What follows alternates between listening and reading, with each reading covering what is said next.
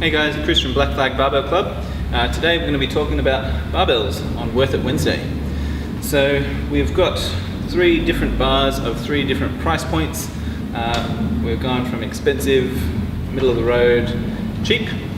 So we've got I don't know what to call this, it's not a brand.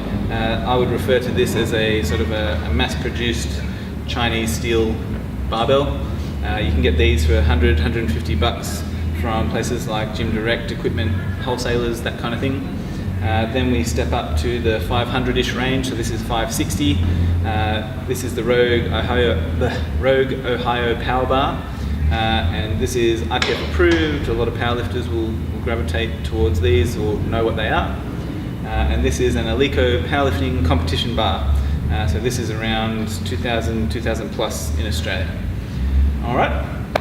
So what do you get going from a $150 bar to a $560 bar to a $2,000 bar? You might not necessarily notice big differences, especially if you're not a particularly experienced lifter, but the more experience you get, you start to notice these little nice details that improve the lifting experience, improve the training experience, and just make it a better bar to use for long-term training. Okay? So starting out with the $150 bar, it'll be a little bit thicker because the metal isn't as good, so it's going to be a little bit fatter in your hand versus a more expensive bar. Makes it a little bit harder to hold on to. Flip side of that is your grip will usually be better because it has to work harder. You also have less knurling, so knurling is those rough markings that let you grab the bar easier than the smooth bit. Okay? Now on a cheap bar you'll usually have very smooth knurling, very light knurling, mainly because it's less cost to manufacture, and the types of people who purchase these bars don't necessarily like having a really rough knurling. So if you go to a commercial gym, they'll have a fair few of these bars, and most people find it a bit aggressive or a bit painful at first to use an aggressive knurl. So a lighter knurl is a bit more common. Other than that, so you've got thickness, you've got the knurl. The collars are also set up differently, so they won't spin as well. They will also come loose. So over time there's a little locking nut like an Allen key kind of thing. You'll have to tighten that up to make sure the collar stays flush on the bar. It's not a big deal, but it is something that happens, and you've got to take care of it. So that said, a cheaper bar, this one will be pretty old. My one at home, so this is one of our member, Matthews. He brought it in because he wasn't using it at home. So I've got one that's pretty much identical at home that I've had for about a decade. It's still perfectly straight, it does the job, it's just not what I would use as my go-to.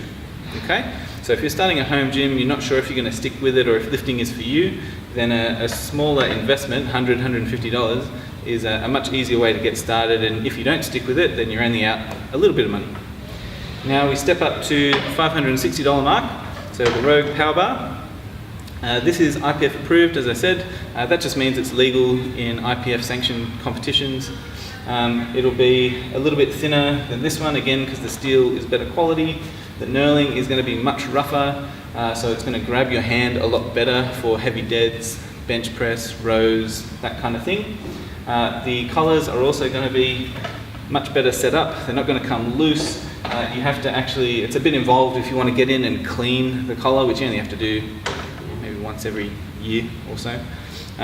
But it's overall a much better built bar. It's going to last a lot longer if you take care of it. It's going to stay in your hand better. It's going to feel a lot better. It's not going to bend as much as this one. It's just going to be more solid. Okay?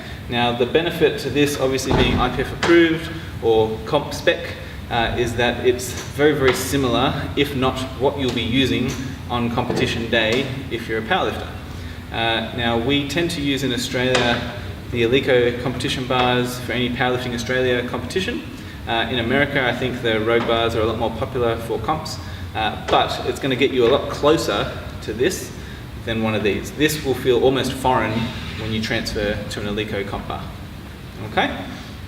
So this one will last you almost forever if you take care of it, but it's going to have a few little downsides in terms of thickness, grip, the collar maintenance, that kind of thing.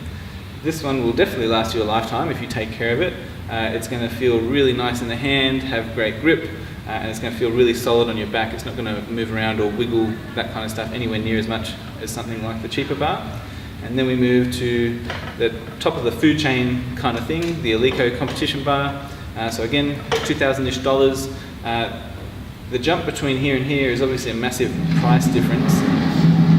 I wouldn't necessarily say that you get $1,500 extra worth of value, but if you're going to train for competitions and you want to practice how you play, you're taking lifting very seriously, you're taking competing very seriously, then at some point you may consider getting a competition bar to use yourself for training, because even though it's only a small difference going from something like this to something like this, it is a difference. You want to train as specifically as you can at a certain point, so you might gravitate towards that. Or if your gym has these, you'll probably try and use them all the time.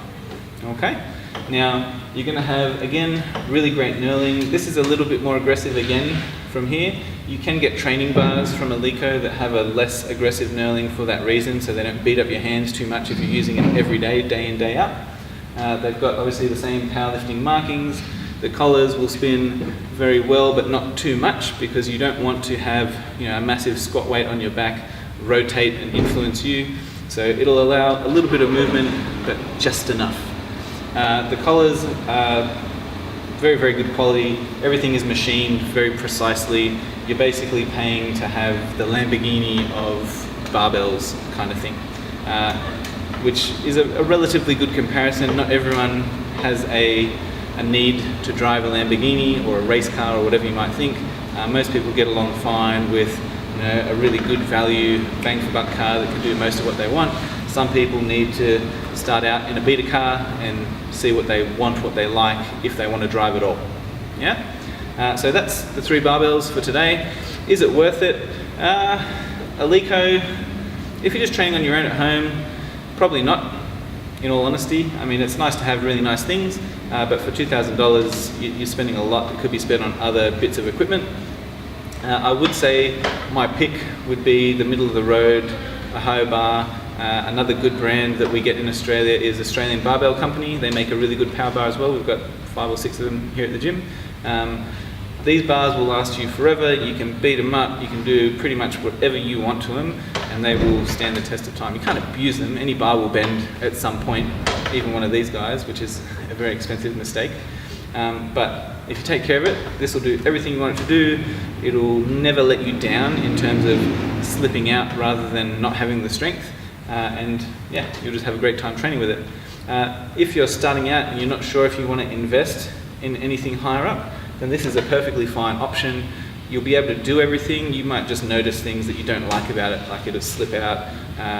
You might have to use straps a bit more often than you want for deadlifts, that kind of thing, if you're doing high reps. I mean, it's really nitpicky, but you do notice the differences between a cheap bar and a more expensive purpose-built bar. Okay? Anything else you want to see on Worth It Wednesday or any videos at all, let us know. If you've used any of these bars and you have an opinion about them, you disagree with which one is the most bang for buck, let us know in the comments or send us a message, and we'll see you next week.